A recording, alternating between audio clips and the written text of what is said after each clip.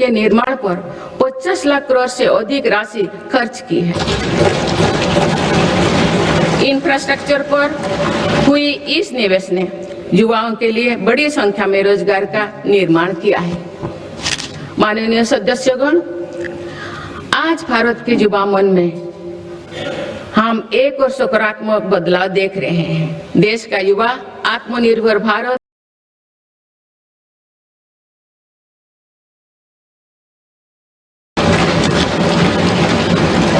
मुद्रा योजना जैसे प्रयास इन युवाओं में उद्यमिता और स्वरोजगार की भावना को बढ़ावा दे रहे हैं। इस स्कीम के तहत अभी तक 38 लाख करोड़ रुपया से अधिक का फंड छोटे छोटे उद्यमियों को मिला है। करीब 12 करोड़ से अधिक लोन पहली बार स्वरोजगार शुरू करने के लिए दिए गए हैं।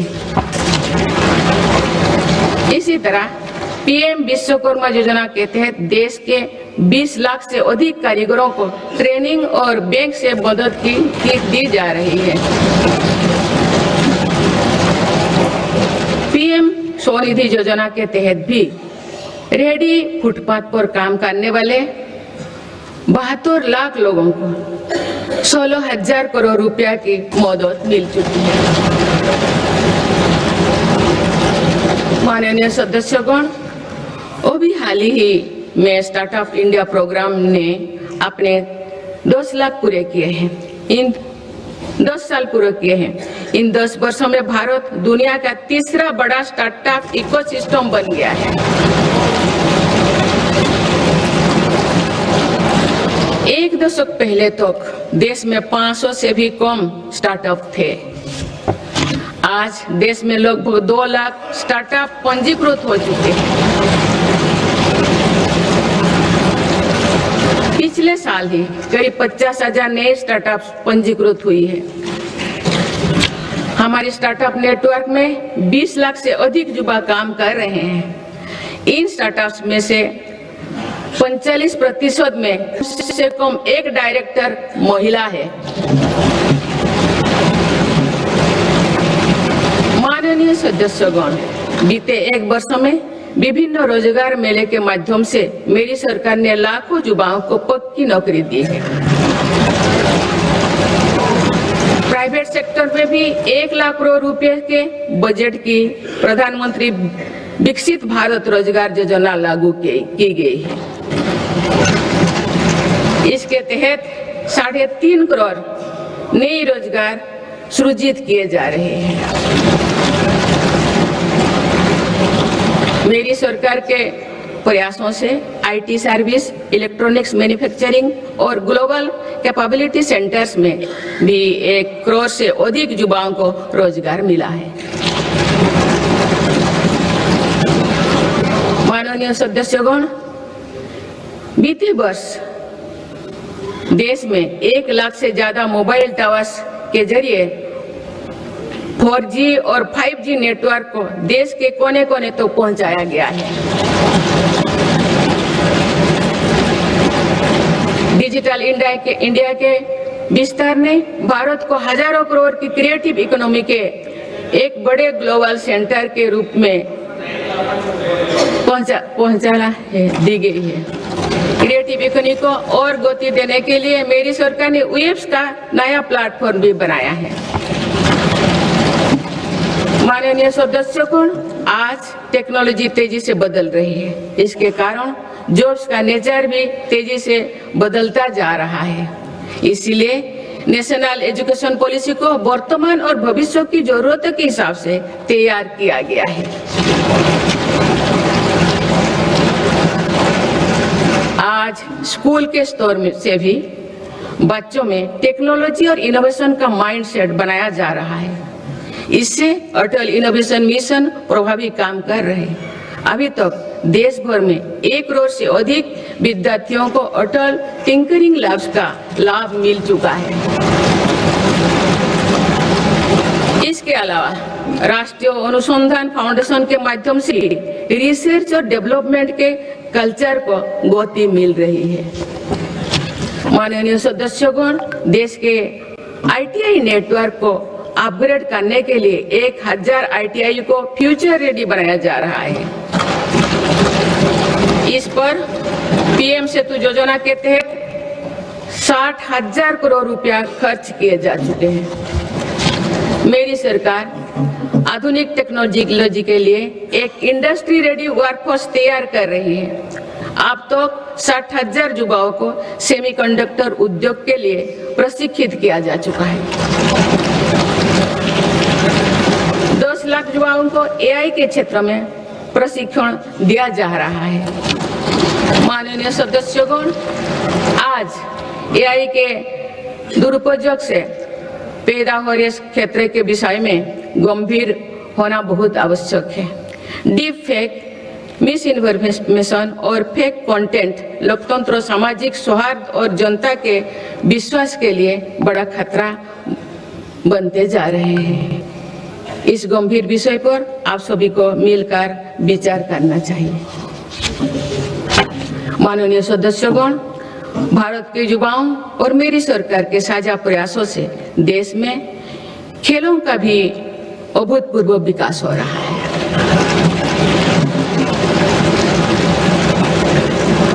जिस प्रकार हमारे बेटियों का और हमारे दिव्यांग साथियों का प्रदर्शन हो रहा है वो शानदार है। भारत की महिला क्रिकेट टीम ने पहली बार विश्व कप जीता।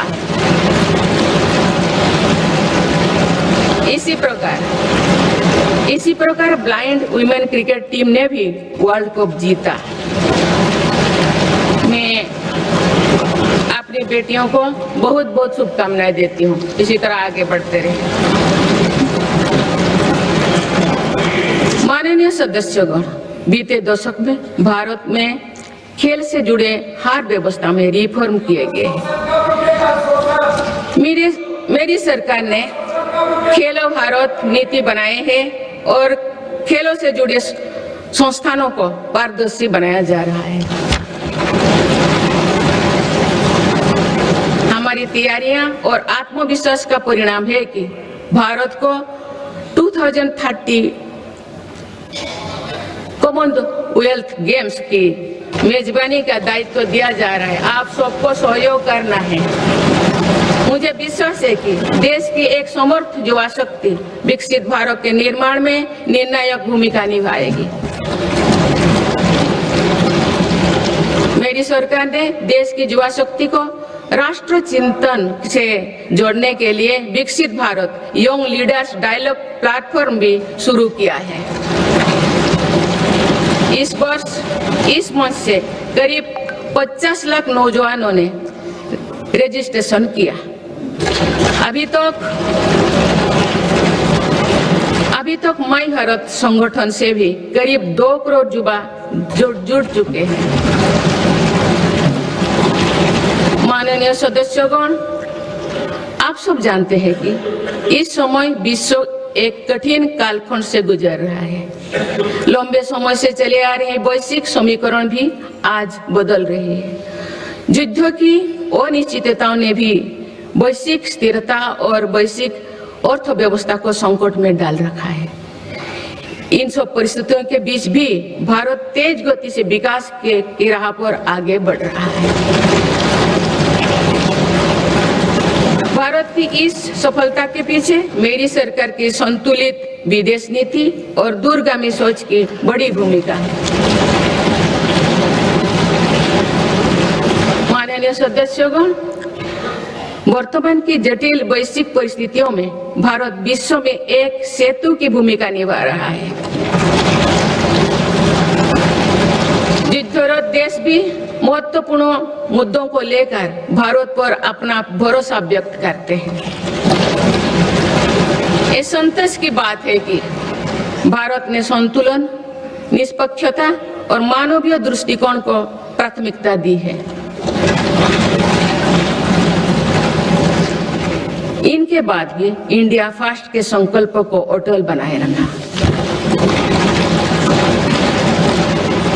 माननीय सदस्यगण, भारत ने पूरे विश्व में ग्लोबल साउथ की आवाज को और मुखरता से तेज किया है।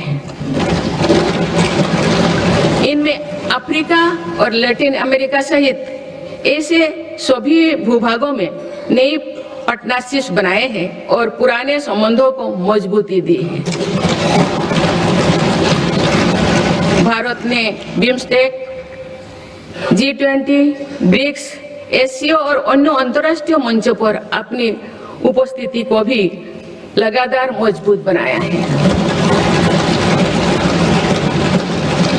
माननीय सदस्यगण, भारत का हमेशा ये मानना रहा है कि ग्लोबल पॉलिटिक्स और कोऑपरेशन का अंतिम ध्येय मानवता की सेवा होना चाहिए।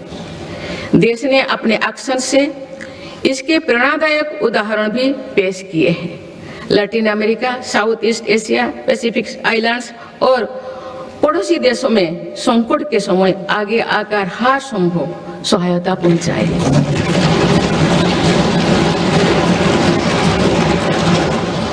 नवंबर 2025 में श्रीलंका में साइक्लोन दितवाह के दौरान मेरी सरकार ने ऑपरेशन सागर बंधु चलाया है। हमारे देश ने म्यांमार और अफगानिस्तान में भी फास्ट रेस्पॉन्डर की भूमिका निभाई है। माननीय सदस्यगण, भारत अपनी व्यापक भूमिका और सकारात्मक सक्रियता के साथ आज कई वैश्विक संगठनों में बड़ी जिम्मेदारियां निभा रहे हैं।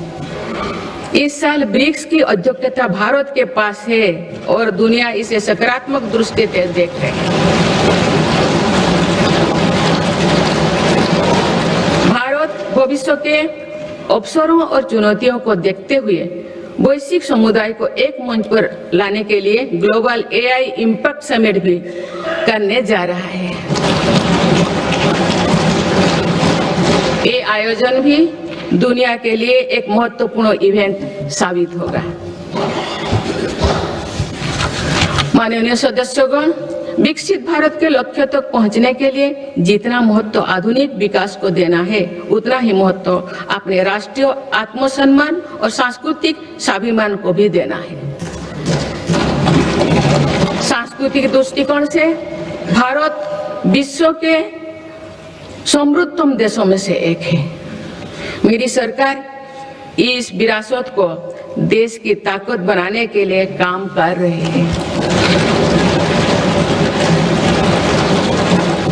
गुलामी के कालखंड में मकाले के षड्यंत्र द्वारा भारत के लोगों में हीन भावना में भरने काम किया गया था।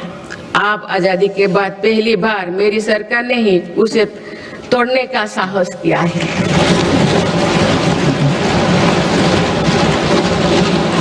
माननीय सदस्यगण, आज देश अपनी सांस्कृतिक धरोहर को सहेजने और संवारने के लिए हर मोर्चों पर काम कर रहा है। इसी दिशा में मेरी सरकार के प्रयासों से 100 वर्षों बाद भगवान बुद्ध के पवित्र अवशेष वापस भारत लौटे हैं।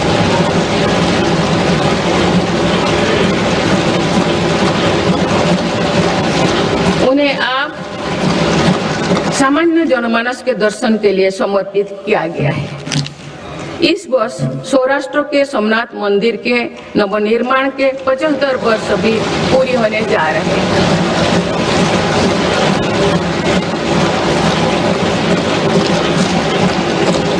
सोमनाथ मंदिर पर हुए आक्रमण के बाद 1000 वर्षों की यात्रा भारत की धार्मिक निष्ठा, समानता, संस्कृति और चिरस्थायी का प्रतीक है।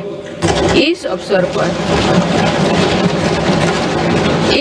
पर जिस उत्साह से देश भर के लोगों ने सोमनाथ स्वाभिमान पर्व में हिस्सा लिए हैं, वो अतुलनीय है।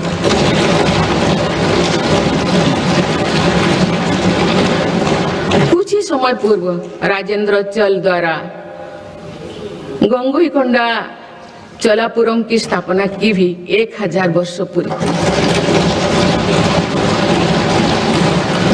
इस अवसर ने भी करोड़ों देशवासियों को अपनी अतीत को गर्व करने का मौका दिया गया है। माननीय सदस्यगण, हमारा भारत प्राचीन ज्ञान विज्ञान का केंद्र रहा है। ये ज्ञान विज्ञान प्राचीन पांडुलिपियों के रूप में हजारों वर्षों से पीढ़ी दर पीढ़ी सुरक्षित होता आया, परंतु विदेशी आक्रमणों और आजादी के बाद की उपेक्षा के कारण इस संपदा को बड़ा नुकसान हुआ है। आप मेरी सरकार इस ज्ञान भंडार का संरक्षण करने जा रहे हैं।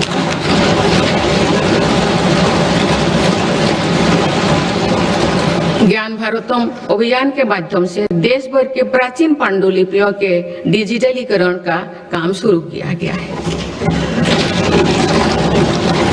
आने वाले समय में ये प्रयास भारत की ज्ञान परंपरा को सुरक्षित करने और जन सुलभ बनाने में महत्वपूर्ण भूमिका निभाएंगे।